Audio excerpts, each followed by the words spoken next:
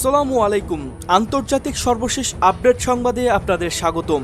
আলহামদুলিল্লাহ এবার নেতানিয়াহু সরকার পতন হচ্ছে, ক্ষমতাচ্যুত করছে স্বয়ং ইহুদিবাদীরাই।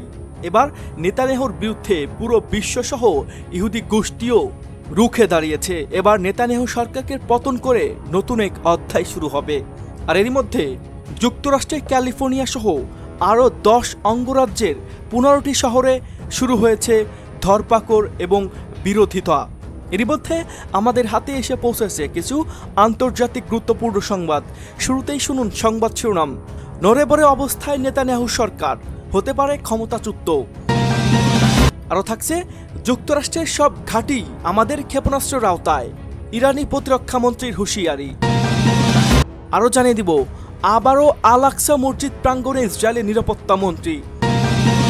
আরও থাকছে, মধ্যপ্রাচ্যের উত্তেজনায় বাগদাদ দূতাবাস খালি করার প্রস্তুত যুক্তরাষ্ট্রের।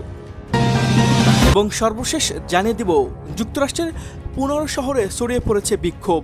এতক্ষণ শুনছিলেন সংবাদ শিরোনাম, এবার বিস্তারিত। তবে তার আগে আপনি যদি ইরান সহ সকল মুসলিম বিশ্বের পক্ষে অবস্থান নেন এবং আমাদের চ্যানেলে নতুন দর্শক হয়ে থাকেন, তাহলে ভিডিওটিতে একটি লাইক দিন এবং চ্যানেলটি সাবস্ক্রাইব করতে ভুলবেন না। আর আপনি বিশ্বের কোন জেলা থেকে দেখছেন বা কোন জায়গা থেকে দেখছেন সেটিও অবশ্যই নিচে কমেন্ট করে জানিয়ে দিন। আপনার মতামত আমাদের কাছে গুরুত্বপূর্ণ। নড়েবড়ে অবস্থায় নেতানিয়াহু সরকার, হতে পারে ক্ষমতাচ্যুত। যুদ্ধ অপরাধে অভিযুক্ত দখলদার ইসরায়েলের প্রধানমন্ত্রী বেনিয়ামিন নেতানিয়াহু সরকার ভেঙে যাওয়ার আশঙ্কা পড়েছে। 11 জুন ইসরায়েলি পার্লামেন্ট নেসেটে সরকার ভেঙে যাওয়ার প্রাথমিক ভোটাভুটি হতে পারে। নেতানিয়াহুর জোটে থাকা দলই তার সরকার পতনের পথ ত্বরান্বিত করছে। নেতানিয়াহুর জোটের কিছু ইহুদি ধর্মপন্থী দল অতি গোঁড়া ইহুদি সেমিনারি শিক্ষার্থীদের সেনাবাহিনীতে বাধ্যতামূলক কাজ করার ব্যাপারে ছাড় চাইছে। অপরদিকে নেসেটের কিছু আইন প্রণেতা স্যারা বিষয়টি সম্পূর্ণভাবে বিলোপ চাইছে। অতি গোঁড়া ইহুদি শিক্ষার্থীদের বাধ্যতামূলক সামরিক দায়িত্ব পালন করা বা না করার বিষয়টি নিয়ে ইসরায়েলের দীর্ঘদিন ধরে বিতর্কিত চলছে। তবে সম্প্রতি দখলদাররা গাজায় হামাসের সঙ্গে যুদ্ধ শুরুর পর আরও সেনা ডাকছে। এর মধ্যে ডাক পড়েছে অতি গোঁড়া ইহুদি শিক্ষার্থীদেরও। এরপর বিষয়টি ইসরায়েলে অনেক বেশি আলোচিত হচ্ছে।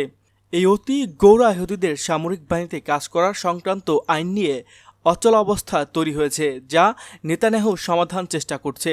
কিন্তু সমাধান না হওয়া এখন ইসরায়েলের ধর্মভিত্তিক দলগুলো তার সরকার পতনের পথে হাঁটছে। ধর্মীয় গোঁড়া দলগুলো বলছে, বিরোধী দলগুলোর সঙ্গে যোগ দিয়ে পার্লামেন্টে ভেঙে দেওয়ার পক্ষে ভোট দেবে তারা। এমনটি হলে ইসরায়েল অনুষ্ঠিত হবে আগাম নির্বাচন। যুক্তরাষ্ট্রের সব ঘাঁটি আমাদের ক্ষেপণাস্ত্রের আওতায়, ইরানি প্রতিরক্ষা মন্ত্রীর হুঁশিয়ারি। ইরানের প্রতিরক্ষা মন্ত্রী ব্রিগেডিয়ার জেনারেল আজিজ নাসিরজাদে হুঁশিয়ারি দিয়ে বলছেন, যদি কোনো সংঘাত বাধে তাহলে যুক্তরাষ্ট্রকে এ অঞ্চল ছেড়ে যেতে হবে, কারণ তাদের সব সামরিক ঘাঁটি আমাদের ক্ষেপণাস্ত্রের আওতায় রয়েছে।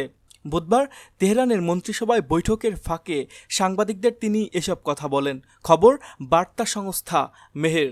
প্রতিবেদন অনুযায়ী আজিজ নাসিরজাদে এ সময় ইরানের বিরুদ্ধে কিছু দেশের হুমকি প্রসঙ্গে বলেন, আমি ইরানবাসী এবং সশস্ত্র বাহিনীর পক্ষ থেকে বলছি, আল্লাহর ইচ্ছায় আলোচনার মাধ্যমে সমাধানে আসবে। তবে যদি আলোচনা ব্যর্থ হয় এবং আমাদের উপর যুদ্ধ চাপিয়ে দেওয়া হয়, তাহলে শত্রুপক্ষের ক্ষয়ক্ষতি আমাদের চেয়ে বহুগুণ বেশি হবে। তিনি আরও বলেন, সংঘাত হলে আমরা যুক্তরাষ্ট্রের সব ঘাঁটিতে হামলা চালাবো, সেগুলো যেসব দেশে অবস্থিত সে দেশগুলো কথা বিবেচনা না করেই। অন্য এক প্রসঙ্গে ইরানি প্রতিরক্ষামন্ত্রী জানান, ইরান সম্প্রতি সফলভাবে একটি ক্ষেপণাস্ত্র পরীক্ষা চালিয়েছে, যা ওয়ারহেড ছিল 2 টনে। নাসিরজাদে বলেন, এই সাফল্য আমাদের প্রতিরক্ষা সক্ষমতা এক বিশাল অগ্রগতি। আবারও আল আকসা মসজিদের প্রাঙ্গণে ইসরায়েলের নিরাপত্তা মন্ত্রী। ইসরায়েলের জাতীয় নিরাপত্তা মন্ত্রী ইতামার বেন গাভির বুধবার সকালে দখলকৃত পূর্ব জেরুজালেমে পবিত্র আল আকসা মসজিদ প্রাঙ্গণে প্রবেশ করেছে। জেরুজালেমে ইসলাম ভিত্তিক ওয়াকফ বিভাগ এক সংক্ষিপ্ত বিবৃতিতে জানায়, বেন গাভির ইসরায়েলি বাহিনীর কঠোর নিরাপত্তা বেষ্টনীর মধ্য দিয়ে আল আকসা প্রাঙ্গণে প্রবেশ করেন। 2022 সালের প্রধানমন্ত্রী বেনিয়ামিন নেতানিয়াহু সরকারে যুক্ত হওয়ার পর থেকে এটি ছিল কঠোর ডানপন্থী এই নেতার 8মবারের মতো আল আকসায় প্রবেশ। বেনগাভির এ ধরনের কার্যক্রম নিয়মিতভাবে ফিলিস্তিনিদের মধ্যে ক্ষোভ সৃষ্টি করে এবং আন্তর্জাতিক অঙ্গনে ব্যাপক নিন্দা কুড়ায়। আল আকসা মসজিদ মুসলিমদের তৃতীয় পবিত্র স্থান হিসেবে বিবেচিত, তবে ইহুদিরা এই স্থানটিকে টেম্পল মাউন্ট নামে দাবি করে। এই জায়গাটি দীর্ঘদিন ধরে ইসরায়েল ও ফিলিস্তিনিদের মধ্যে উত্তেজনার কেন্দ্রবিন্দু হিসেবে বিবেচিত। আন্তর্জাতিক সম্প্রদায় ইতিপূর্বেও বারবার আহ্বান জানিয়েছে আল আকসা মসজিদ কমপ্লেক্স স্থাবস্থ রক্ষা এবং উস্কানিমূলক কর্মকাণ্ড থেকে বিরতি থাকার জন্য। মধ্যপ্রাচ্যের উত্তেজনায় বাগদাদ দূতাবাস খালি করার প্রস্তুত যুক্তরাষ্ট্রের। মধ্যপ্রাচ্যের সম্ভাব্য অস্থিরতার মাথায় রেখে বাগদাদে অবস্থিত যুক্তরাষ্ট্রের দূতাবাস থেকে সব অপ্রয়োজনীয় কর্মীকে দেশে ফিরিয়ে নেওয়ার জন্য প্রস্তুতি নিচ্ছে যুক্তরাষ্ট্রের পররাষ্ট্র দপ্তর। বুধবার যুক্তরাষ্ট্রের 2 জন কর্মকর্তা এ তথ্য জানায়। 12 জন এক প্রতিবেদনে এ খবর দিয়েছে আরব নিউজ। বাগদাদ দূতাবাস ইতিমধ্যে সীমিত জনবল নিয়ে কাজ করছে, তাই এই আদেশে খুব বেশি সংখ্যক কর্মী প্রভাবিত হবে না। তবে পররাষ্ট্র দপ্তর বাহরাইন ও কুয়েত থেকে অপ্রয়োজনীয় কর্মী এবং তাদের পরিবারের সদস্যদের স্বেচ্ছায় চলে যাওয়ার অনুমতি দিয়েছে, অর্থাৎ তারা চাইলে দেশ ত্যাগ করতে পারবে। আরেকজন মার্কিন কর্মকর্তা জানায়, দূতাবাস থেকে যুক্তরাষ্ট্রের কর্মীদের সরিয়ে নিতে হলে প্রতিক্রিয়ামূলক সহায়তা প্রদানের প্রতিরক্ষা দপ্তর প্রস্তুত রয়েছে। এই পরিকল্পনাগুলো এখনও আনুষ্ঠানিকভাবে ঘোষণা করা হয়নি, তাই কর্মকর্তারা নাম প্রকাশ না করার শর্তে এসব তথ্য দিয়েছে। একই দিন যুক্তরাষ্ট্রের সামুদ্রিক বাণিজ্য কার্যক্রম দপ্তর এক পরামর্শ বার্তায় জানায়, মধ্যপ্রাচ্যের উত্তেজনা বৃদ্ধি পাচ্ছে, যা সামরিক তৎপরতার দিকে গড়াতে পারে এবং এর সরাসরি প্রভাব পড়তে পারে নৌ চলাচলের উপর। যুক্তরাষ্ট্রের 15 শহরে ছড়িয়ে পড়েছে বিক্ষোভ। অভিবাসী বিরোধী অভিযানের প্রতিবাদে শুরু হওয়া বিক্ষোভ এখন শুধু আর লস অ্যাঞ্জেলসেই সীমাবদ্ধ নেই। মাত্র কয়েকদিনের ব্যবধানে এই বিক্ষোভ ছড়িয়ে পড়েছে যুক্তরাষ্ট্রের 11 রাজ্যের অন্তত 15টি শহরে। নিউ ইয়র্ক, শিকাগো, আটলান্টা থেকে শুরু করে ফিলাডেলফিয়া পর্যন্ত উত্তাল জনস্রোত নেমেছে রাস্তায়।